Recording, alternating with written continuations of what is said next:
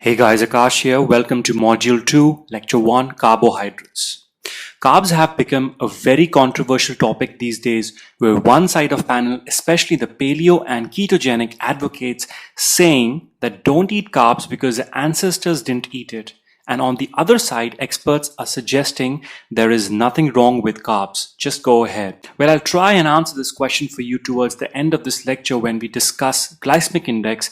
But first, let's begin with the definition of carbohydrates, the function that carbohydrates play in our bodies, and finally, what do we mean by glycemic index? So what are carbohydrates? Carbohydrates are sugars that break down into glucose. They include sugars, starches, glycogen, and cellulose. Since the ratio of hydrogen to oxygen atoms in carbohydrates is usually the same as water, that's the reason they're called carbo plus hydrates, as in watered carbons. Now, carbohydrates provide 4 calories per gram and they have a protein sparing effect. As you will learn in the next lecture about proteins, that proteins are the main building blocks of a human body, and when you eat enough carbs, then instead of protein, carbs are used for energy, sparing the protein to do its essential job, that is to build muscle tissues and manufacture hormones. And lastly, eating carbohydrates add fiber to our diet. Carbohydrates are classified into 3 types. Monosaccharides are simple units of carbohydrates and the simplest form of sugar. Some common examples are glucose, which is the main blood sugar as well, fructose, which is found in fruits, galactose, which is found in milk, and then there is deoxyribose and ribose found in genetic structures like DNA and RNA. When you combine 2 molecules of monosaccharides, you get disaccharides. You get sucrose when you combine glucose and fructose. You get lactose when you combine glucose and galactose. And maltose are made when 2 molecules of glucose are combined.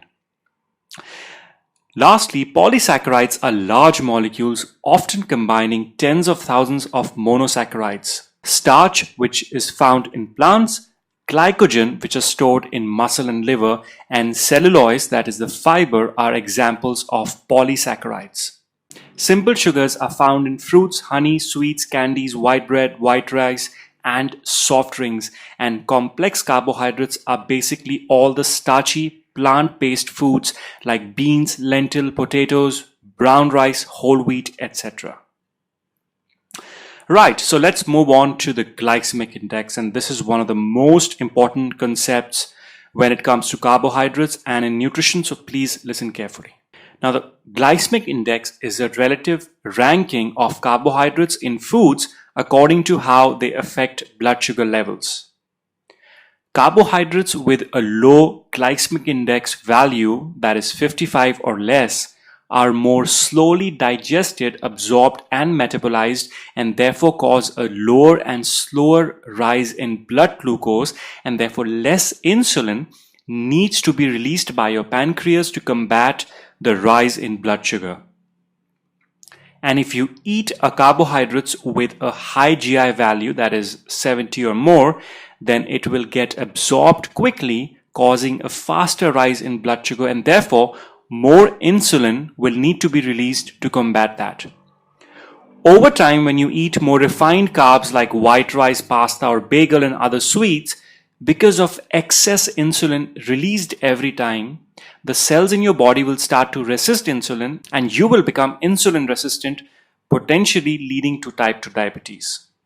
So as a thumb rule, eat carbohydrates which are low on the GI scale, that is the glycemic index scale, which are mainly all the vegetables. Now the next lecture is about proteins.